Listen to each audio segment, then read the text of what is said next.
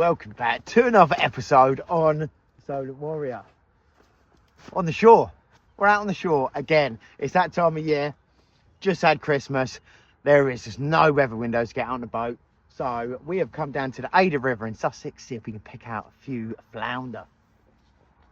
This is a sort of river, you're looking for a numbers game rather than specimen fish. I've had them up to about 2.5 pound here. Generally, you're looking for bags of sort of 10, maybe even 15 flounder in a day.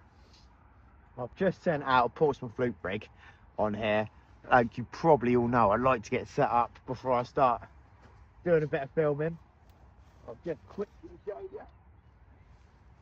what I've got on this.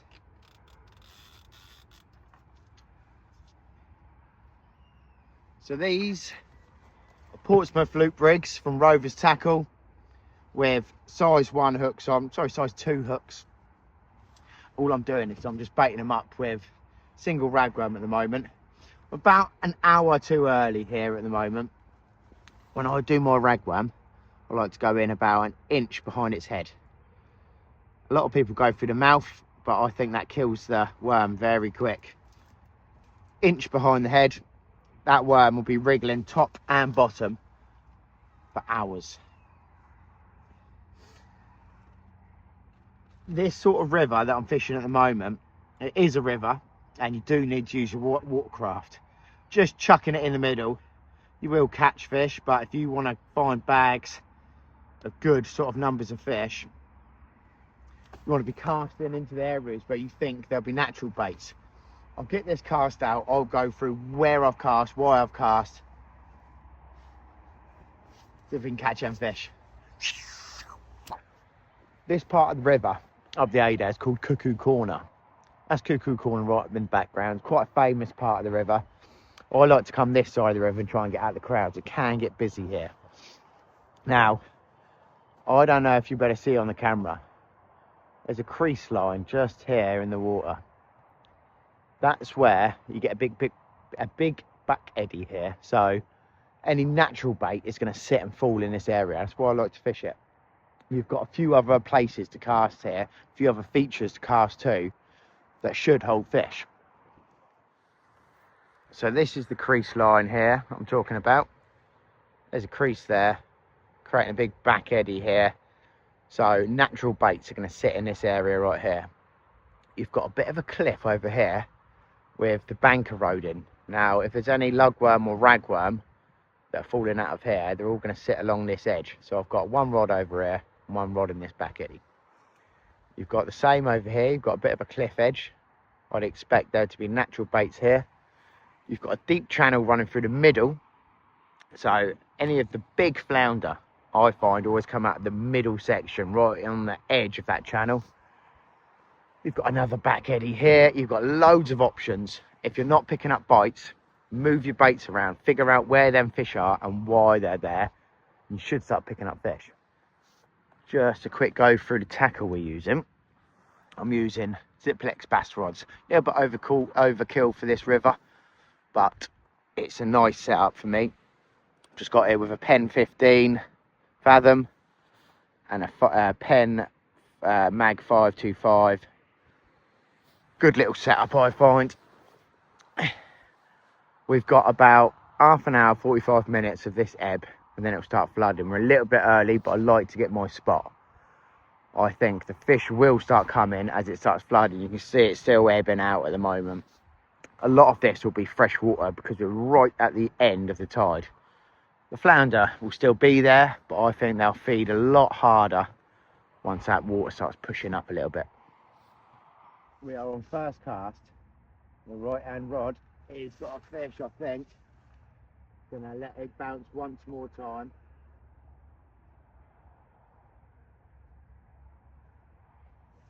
I think we've got a fish on there. First cast. Did we get him? A little bit of weight. We might have been a little bit hasty. Yeah, no, I think we got a fish on there.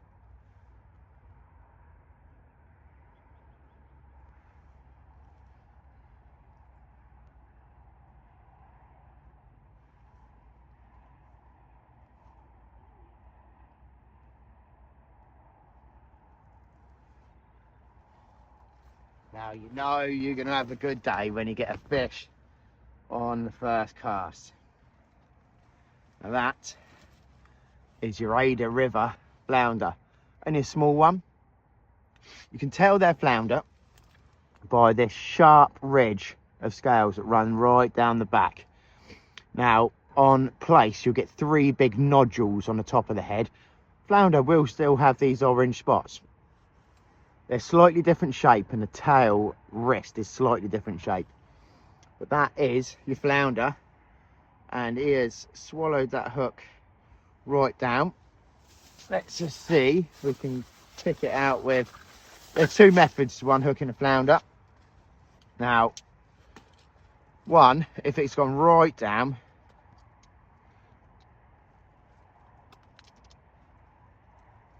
so this is my T-bar, and that's not going to be quite good enough today for that one. So what I'll do is I'll just swing that camera around and I'll show you exactly how I'll get these off. Right. See if that's in shot. What I like to do when they're deep hooked is go in through the gill at the back. Let's turn it around so we can see what's going on. Missing all the rakers, gill rakers.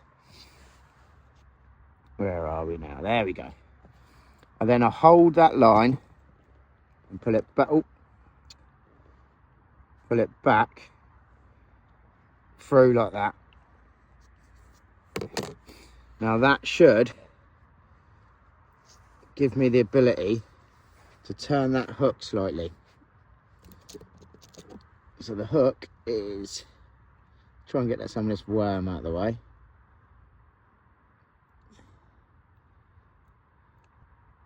Right, there's the hook. See if we can pop that back out. Not quite. Can be quite fiddly with a smaller fish. All right, here we go.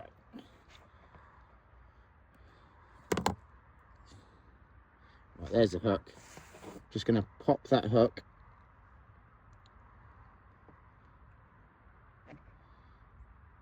There we go. That's the hook popped. Then all you need to do is turn that hook back around, send it back through, and straight out of its mouth like that. Lovely little fish for first cast. That might be the curse of the first cast. Now I need to be very careful walking down these banks. This is an extremely dangerous little muddy river.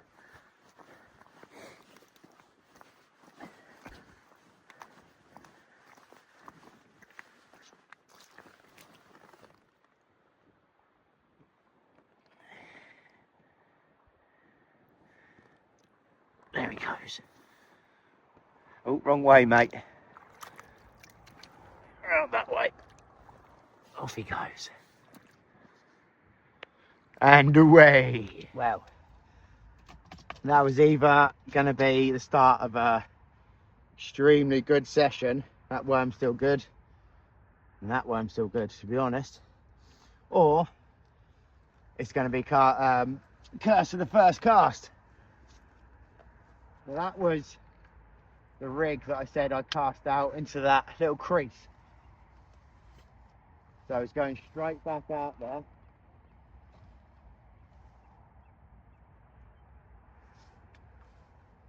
Like I said, there's a good chance that any natural baits are going to be sitting on that crease, because anything that's coming down the river that's a natural bait, or anything that's going up the river, going to get caught up in that vortex of water and settle in that area. The fish know that. The fish know where their food's going to be. So you want to make sure you get your bait where their natural food is.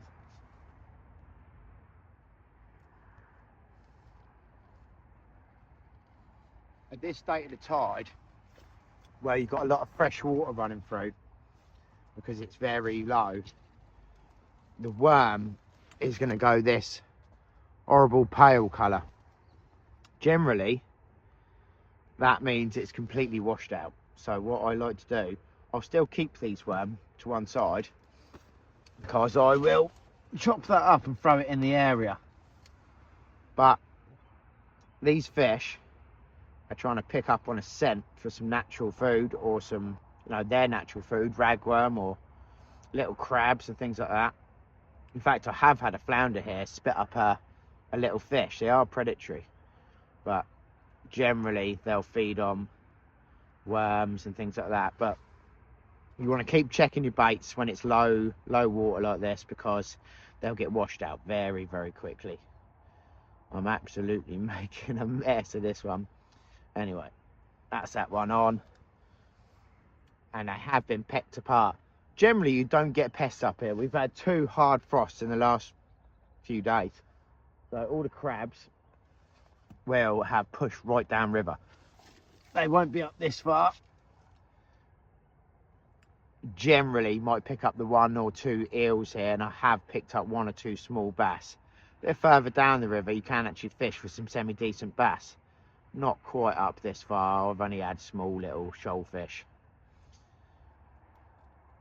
Get that baited up, get it sent straight back over to where we caught that flounder.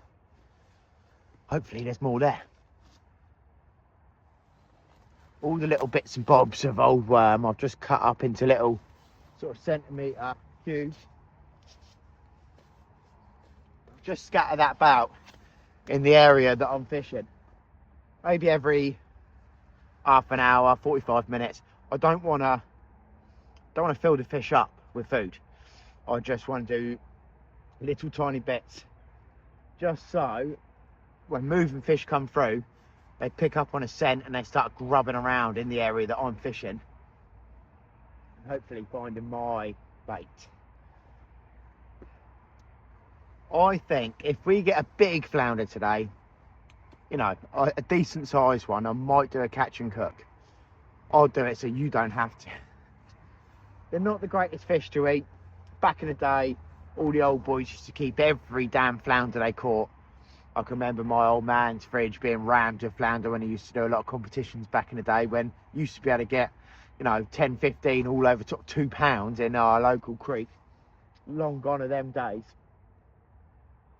But I have eaten flounder a few times. I'm not really a big fan, but I haven't eaten it for probably 10 years. So if we get a big one today, I'll keep it and we'll get in that kitchen and do a little catch and cook. Anything's got to be better than that King Conger we had last time.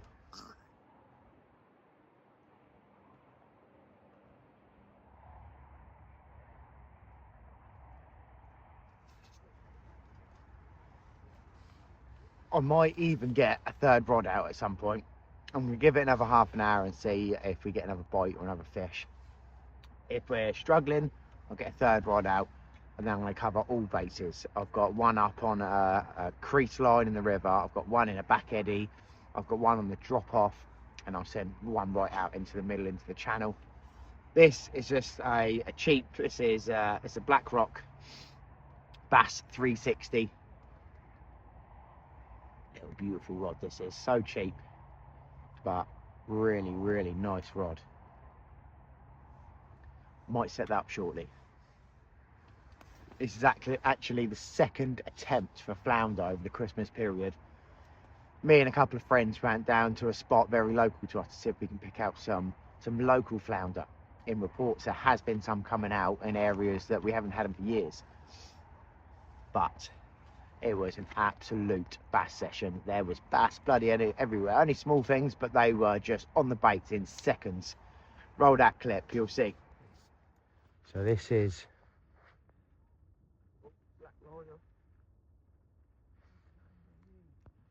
seconds after it had been in the water.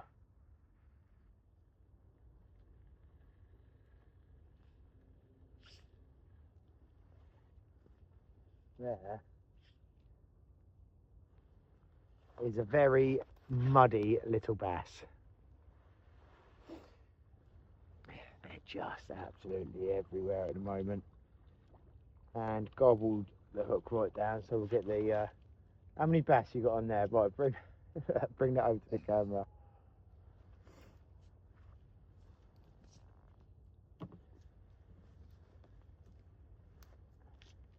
They are just absolutely Relentless.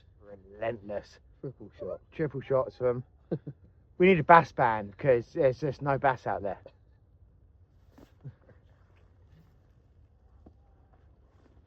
What are we gonna do? We just couldn't get through them. They were absolutely everywhere. Crazy, crazy. For this time of year, they should all be well out of the river. We're right up the river, and they should be gone by this time of year, but there was absolutely hordes of them. You could see them all moving through the tide.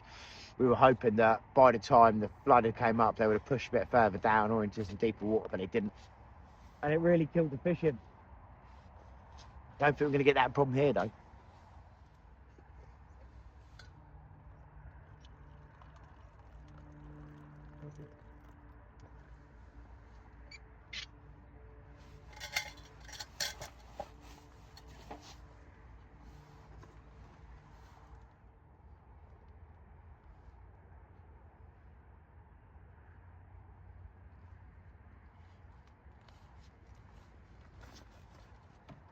Nothing on that, but what I will do is just add a little bit more bait while I've got the opportunity, while it's out like this, just for a little bit of extra scent in the water.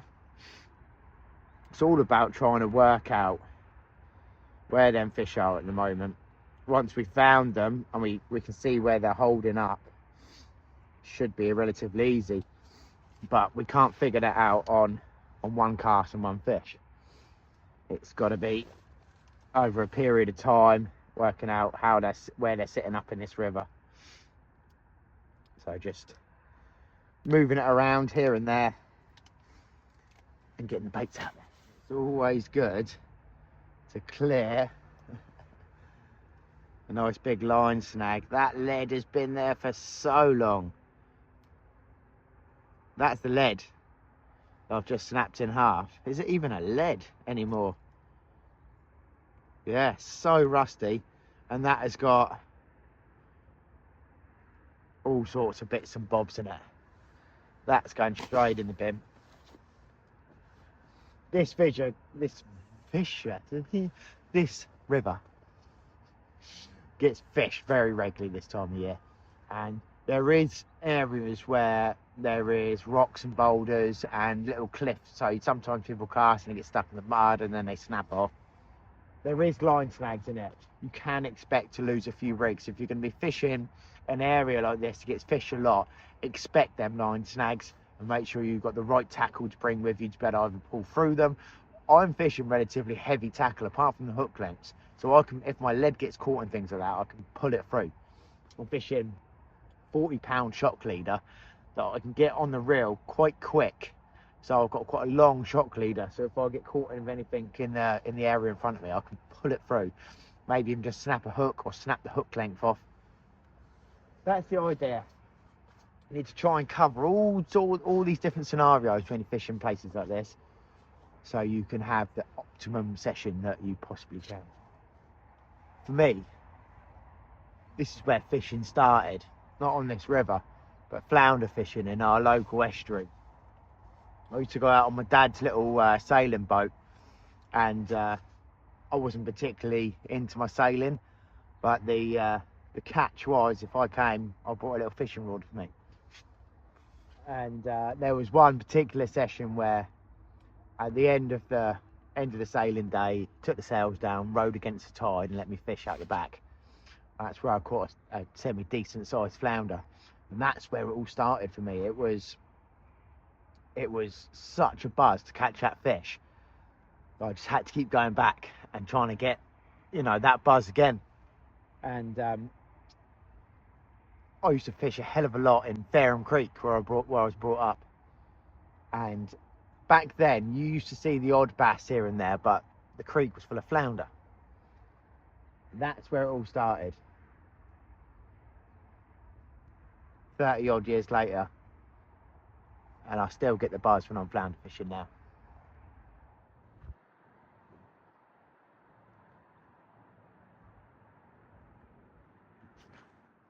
Strangely enough, I have seen twice 2 big splashes right over in the corner of the river over there, which I can imagine are only going to be bass. I mean, there's an outside chance for sea trout or Even a brown trout might even get down this far while it's low tide like this, while there's quite a lot of fresh in there. More than likely it's a bass, but I'll keep an eye out over there, and if I see it again, I can't imagine there's been any bait fish up in there, so I don't know what it's chasing. It might even be trying to smash crab off the side, I don't know, but I'm not getting bothered by crabs at the moment. But I'll keep an eye out. If it happens again, I might have to send a bait over there. Would be funny if we could pick up a big old bass out of it. Better to cook that up in the kitchen than it would a flounder. But we are going to do it. If we catch a flounder decent size, legal size, but with a bit, I mean, I think legal size is something like 24 centimetres. It's ridiculously small. There is hardly any meat on that. That size needs to go up, especially with the massive decline in flounder. I think the minimum landing size should go right up. It should be like around the 32 centimetre mark, I would say. But like I said, if we get a decent sized one that's legal, and there's plenty of meat on it, I'll cook it so you don't have to.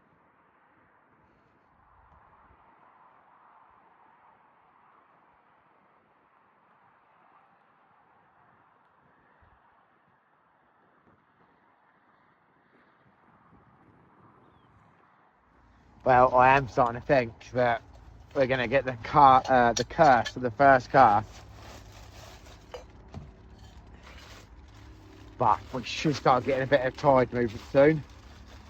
I'm starting to get cold, but I have brought with me a lovely bit of soup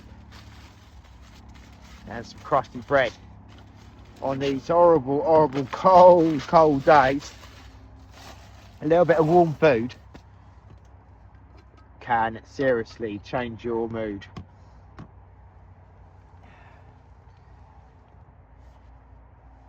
Bit of crusty bread and a bit of soup.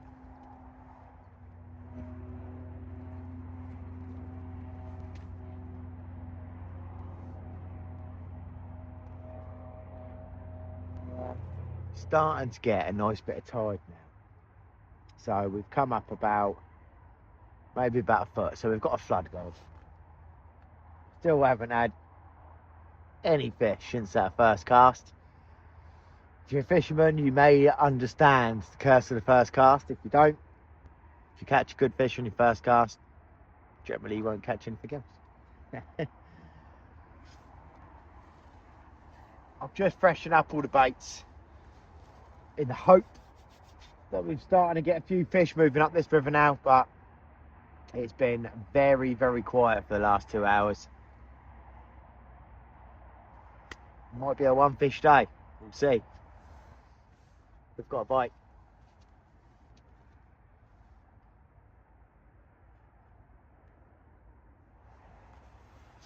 Let's have a little bit.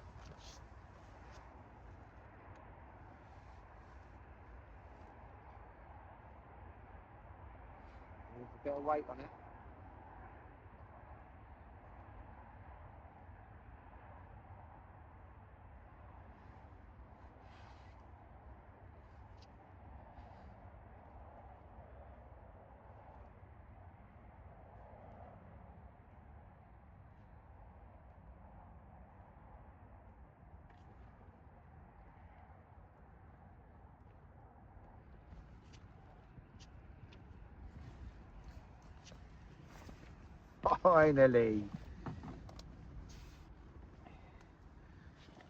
Finally, we got our flounder. Not going to be big enough to keep, but that is our second fish of the day.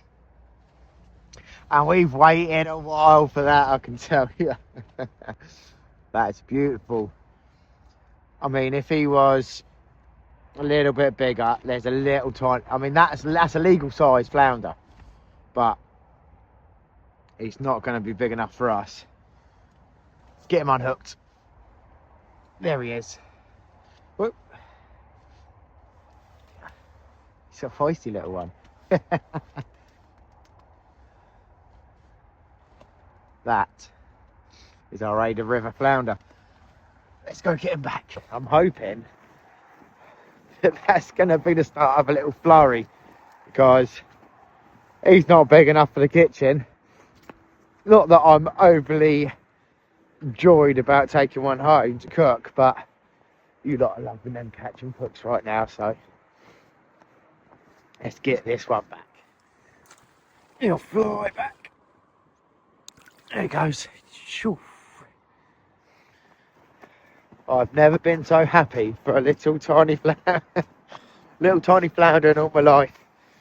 2 for the day though is extremely poor down there.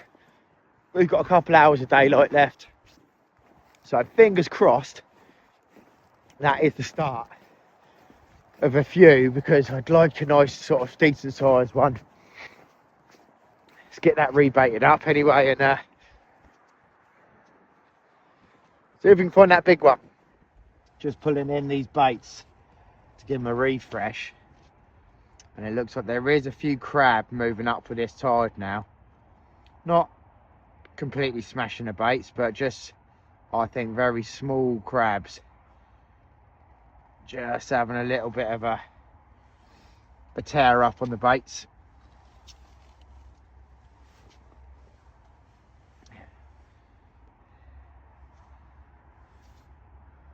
Just a little tiny bit.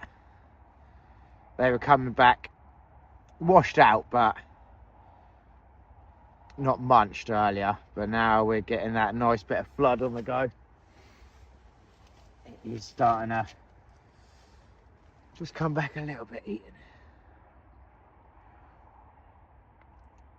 All I'm doing with these slightly bigger worms, I would have liked slightly smaller, really, like harbour rag. These are king rag, but with the slightly bigger ones, just one worm like that, I've gone in about an inch from his head, so to not kill the fish, not kill the fish, not kill the ragworm.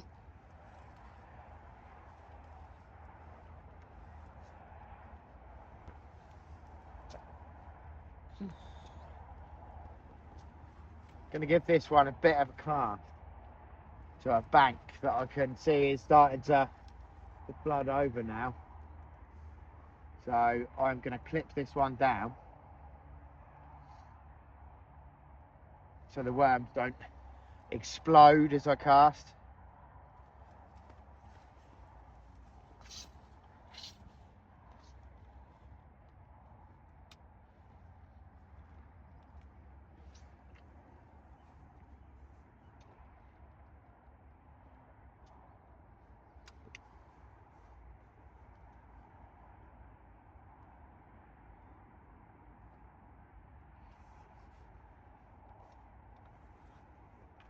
That last fish came from, I don't know if you just out of view, there's like a shallow gradient bank on this side, just over here somewhere. That last fish came on that. So as the tide's coming up now, they're coming up onto them flats. So I've sent that back over to that flat.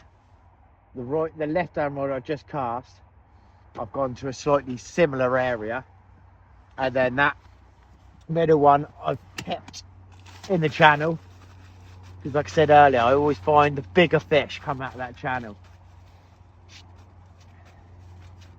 I don't know whether that's just been luck when I've been fishing there before, or whether that's sort of a standard, but all we can do is carry on and see if we can repeat what we've done before. I'm picking up the tiniest little rattle. Yeah.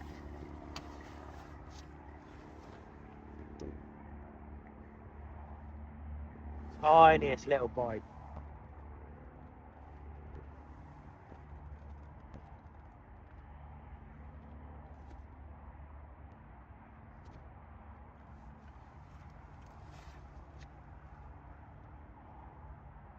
Yeah, we got another fish on.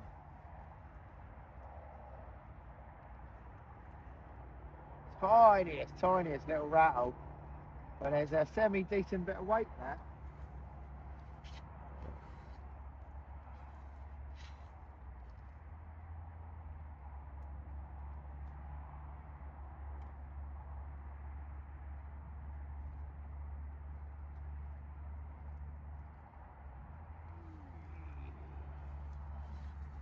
Now we're finding the fish. And he's a bit bigger, you know. There we go. Tell you what, that is, calm down, that is 30, come on,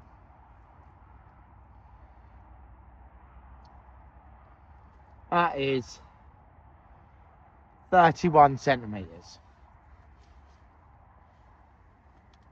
Shall we? Should we get him in the kitchen? I tell you what, is that full of spawn? He's either, can you see how fat it is here? I think that might be full of spawn. So, no, I'm not going to keep that.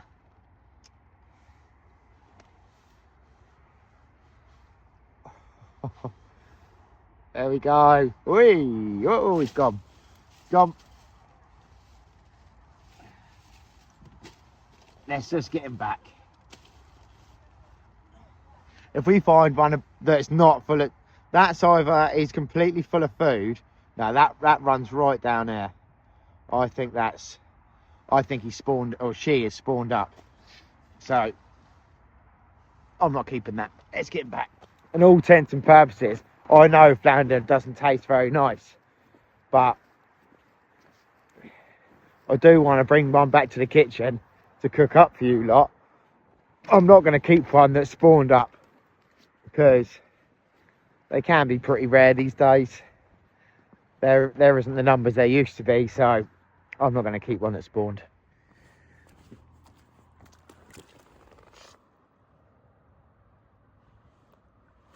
Phew, straight off. Starting to pick up a little bit of a pattern here where them flounder are. So I'm going to rebait all these hooks now, get them all sent to very similar areas, which is, as this tide's coming up, they're coming up onto the flat bits of seabed. They're not in the channel, they're coming up onto them flats. So let's get all these baits in the right areas, see if we can pick out a nice decent sized one, see if we can cook it up for you. Just as I'm bringing these in to put them in the areas it needs to be, we've got another flounder. Again, this one is a bit bigger, 32 centimetres, no roe.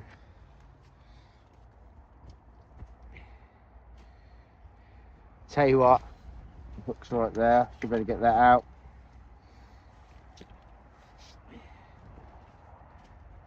There's not much meat on it though, mind you. Oh, yo yo. It's quite a skinny one.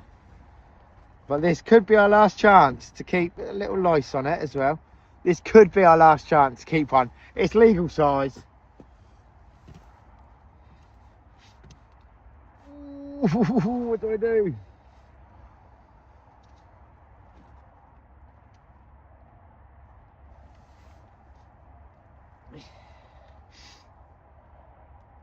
.32 centimetre. Not massive though, at all.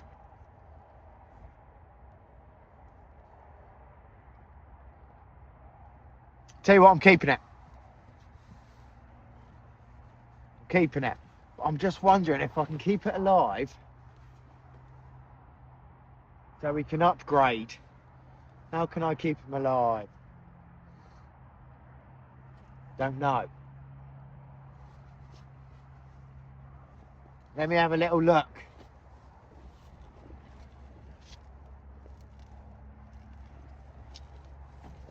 I should have brought a bucket of water with me. I tell you what, let's put him out of his misery. I'm going to get this baited up. And I'm going to dispatch it off camera because people don't like to see it. I think we're getting a bite. Another bite. Oof.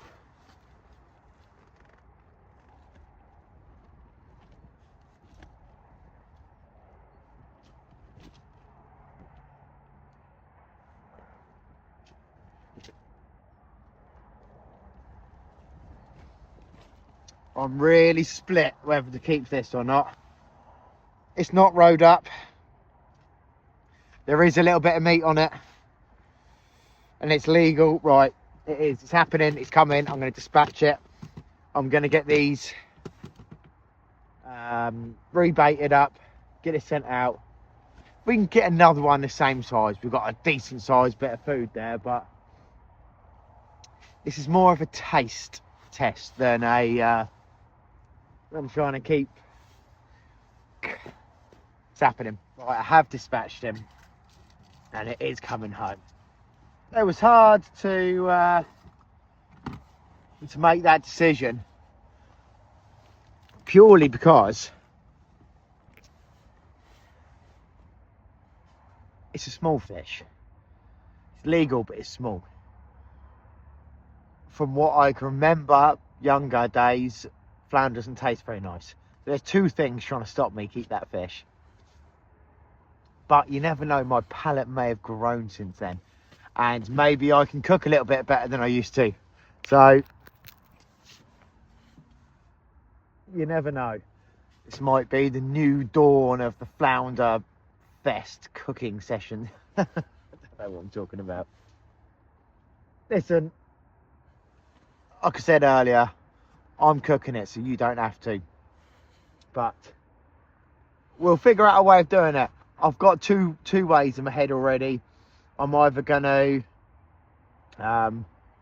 bake it whole with a load of shallots and maybe some tomatoes, bit of white wine in a nice little dish, and then we can just pick the meat off the bone. Or I'm going to fillet it and maybe do some sort of battered fillets. We'll figure it out.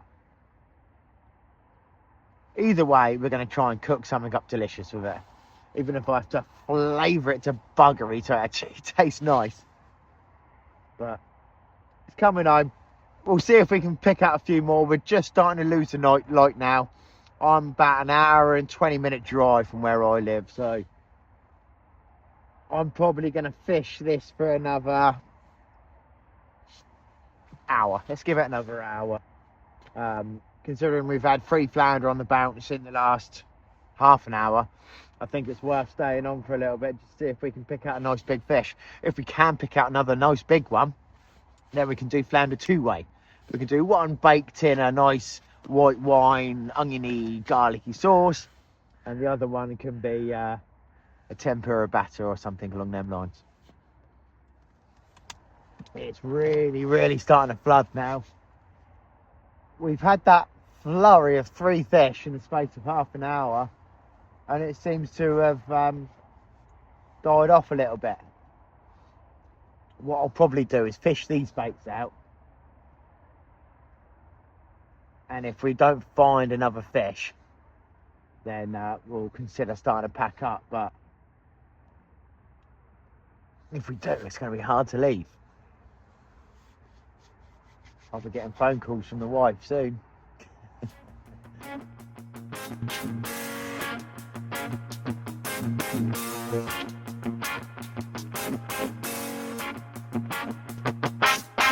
Well, I think you better run.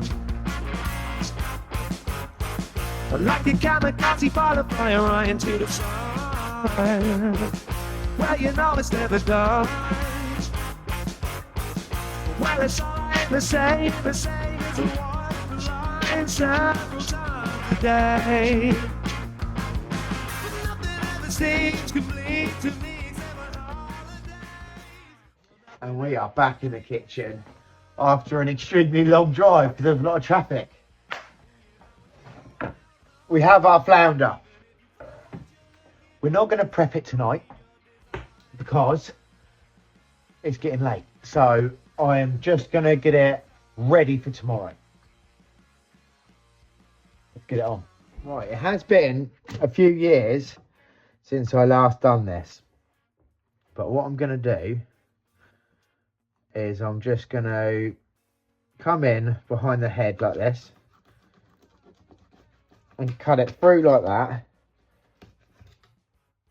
until we get to about there. And then we should be able to pull this out, and it should just bring all of the bits and bobs that we don't want straight out. There we go. See what we'll do, we'll just take that off. That's all the head and guts removed. And then what I may well do is I'm just going to get a sharper knife, and I'm just going to take all of these fins off here.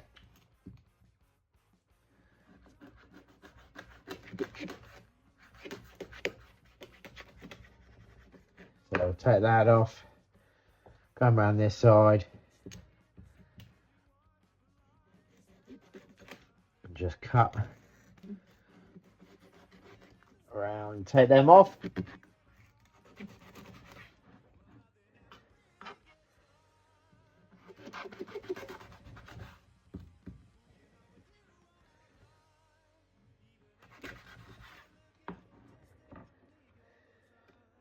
And then tail off. There we go. That is all the undesirable removed. I might even try and skin it. Let's have a little look and just see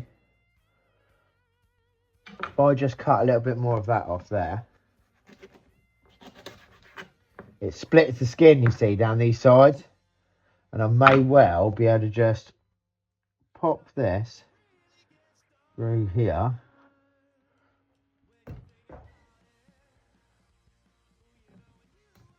There we go, like that. And if we're lucky, might be able to skin it. I haven't done this for some years, so it's going to be harder than I think. Well, I think we need a tea towel on that. Let's see if we can get it.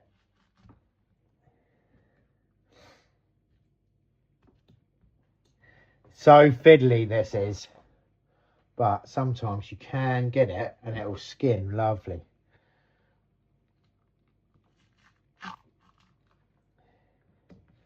It's coming.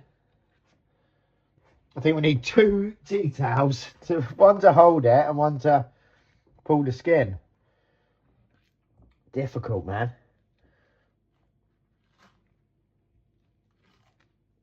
It is coming though. Here we go. Here it comes. I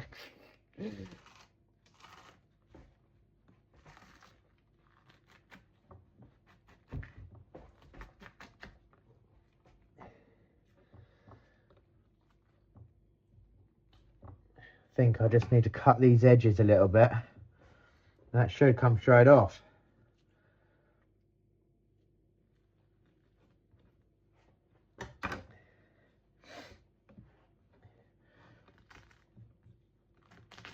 There we go. That's the bottom side skinned. Badly, I think, but it's skinned. That's not too bad. Let's try the top. Let's get all of this out of the way.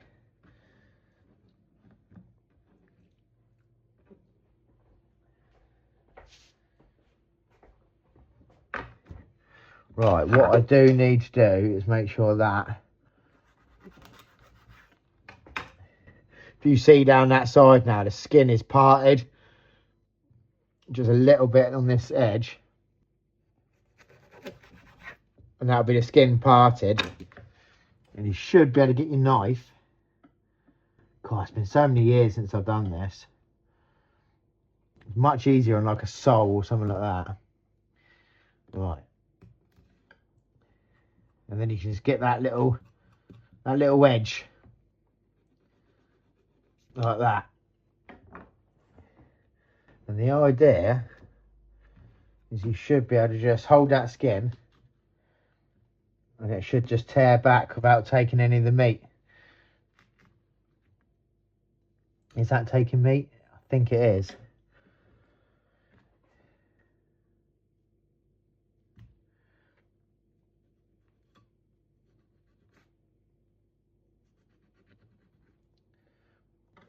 We don't want to take any of the meat with us. Right, that is gunny, so I'm going to leave that skin on. We got it skinless one side, but I'm going to leave the skin on the other side.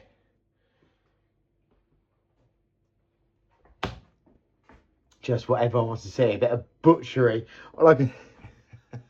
I've skinned that side, so I will be able to take them nice little fillets off. I'm going to bake this now whole. So that is our flounder, all prepped, ready to go. I'll give that a bit of a wash off. That'll go in the fridge. And we'll get this cooked tomorrow for lunch. Right, I've been to the shop. I've got all the ingredients I need. We are going to do a garlic white wine tray bake with this flounder. That's what we're going to do. So, all I've got is garlic, a lemon, some shallots, some tomatoes, and I have got some spinach as well. And we've got some, what I've done is I've bought some Spanish inspired potatoes. So I'm going to cook these first so they're a bit more crispy in the air fryer, and then they'll go into the tray when we put it in the oven to bake the fish. So we don't have mash in the tray. We don't want mash in there, we want crispy potatoes. That's the idea. This is quite a simple dish. Let's just get on with it. The first thing we've got to do is peel and cut. Look at the size of these garlic cloves. Peel and cut a hell of a lot of garlic.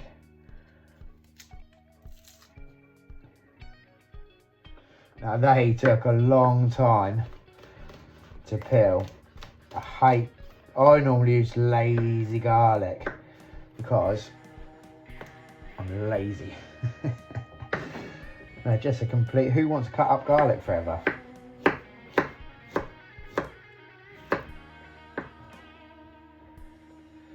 Dice all these up nice and thin, as thinly as you can get it. Anyway, I'll probably leave a few big chunks in because I do like a nice big old bit of chunky garlic. Second thing to do is cut up,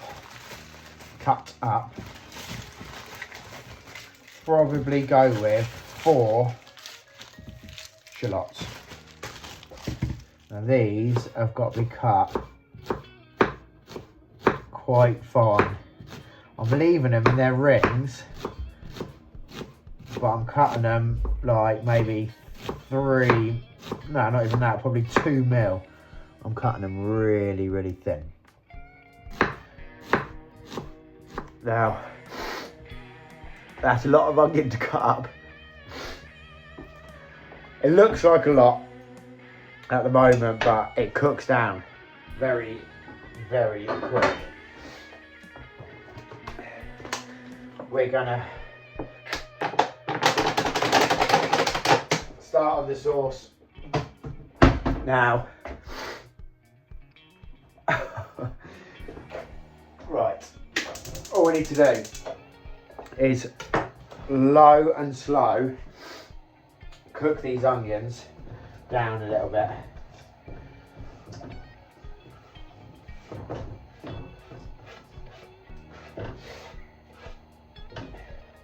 Garlic burns really quickly, so you want to put that in a little bit later. Get the onions cooked down first, and then once they're cooked down to a certain point, then you can put the garlic in. But if you put it in at the same time, it'll burn it and it'll taste like shit. You just want that to cook down, soften up a little bit, and then we'll get our garlic in. Right, they've softened up quite a bit now and cooked down. So now we can get all of that garlic in.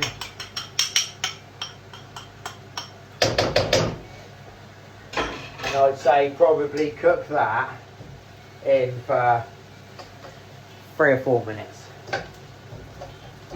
While that's cooking down, we're going to get our flounder out in a second. My missus is not going to eat this. She is adamant that she does not want flounder for dinner. So I've got some chicken.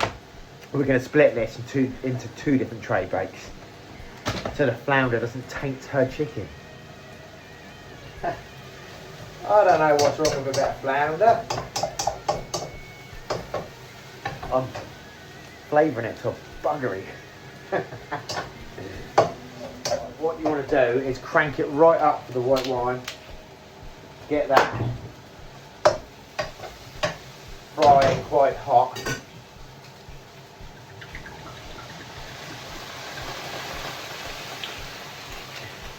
We've gone in with about 1/4 of a bottle.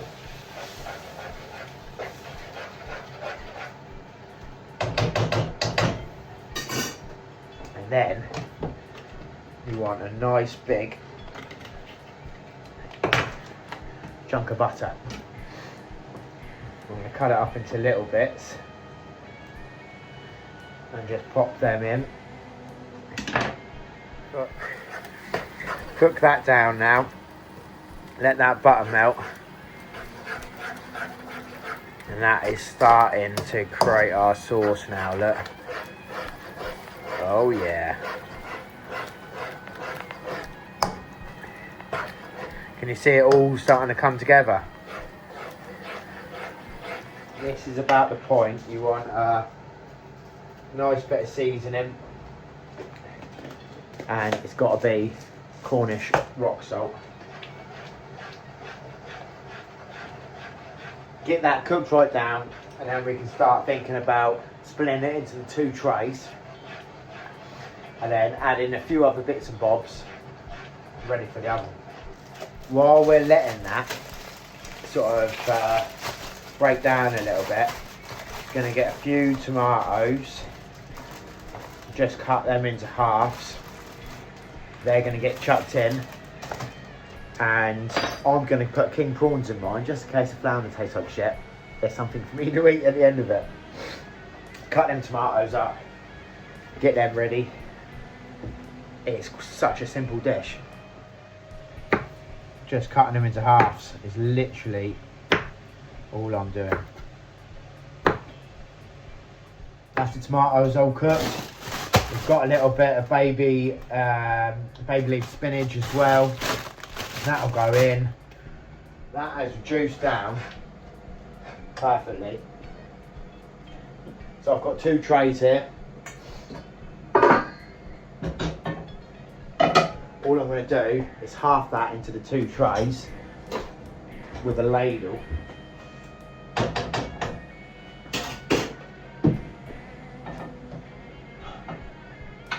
1. Now I've got them split. We're just going to get the tomatoes straight in. Tell you what, this is going to be quite a dish. Suppose if you're going to do something, tomatoes in, a couple of big handfuls of your spinach,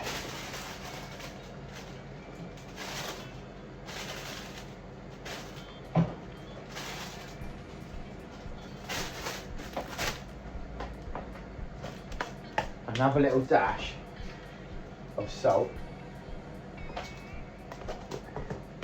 and in my one I'm going in with the king prawns.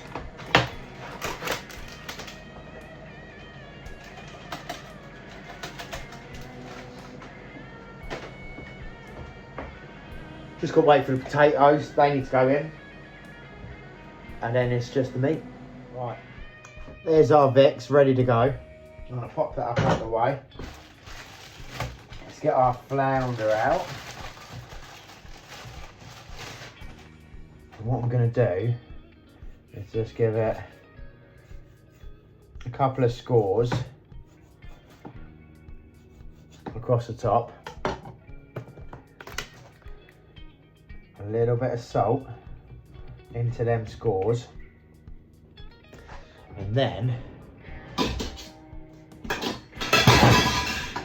going to get a lemon and just get a bit of lemon zest.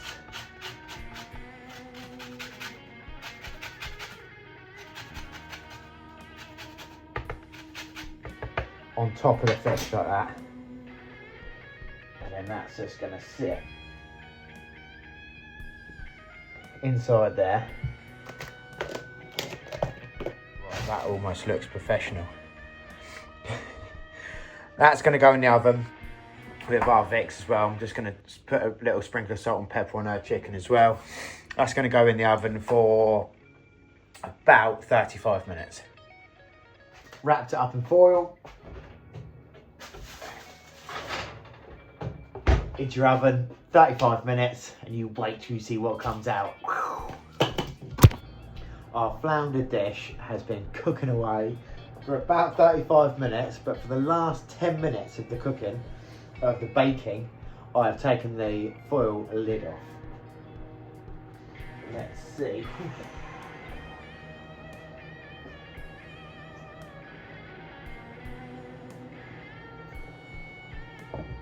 Yeah, man. There it is. Our flounder tray bake in a garlic and white wine sauce with Spanish potatoes. That don't look too bad.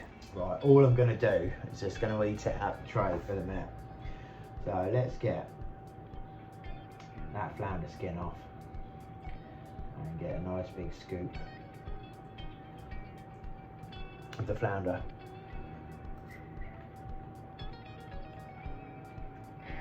That lemon has gone so far into the meat.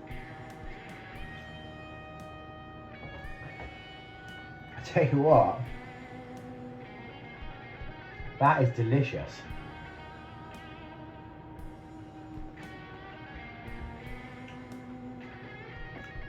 Flounder is delicious.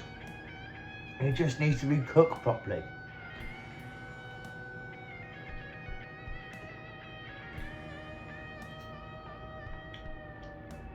That is so nice, man.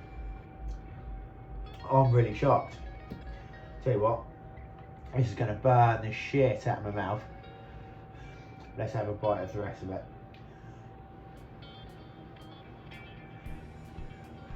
This is going to be so hot.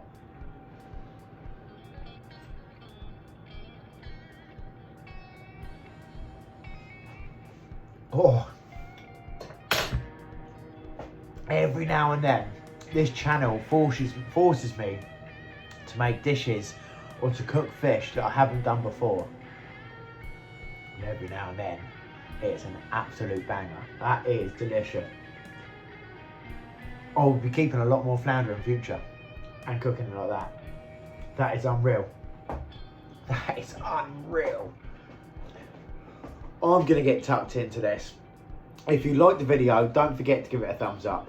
If you haven't already subscribed, please do. It is completely free. It's a massive help to the channel. The more subs we get, the more adventures we can go on, and the more weird catch and cooks we can do.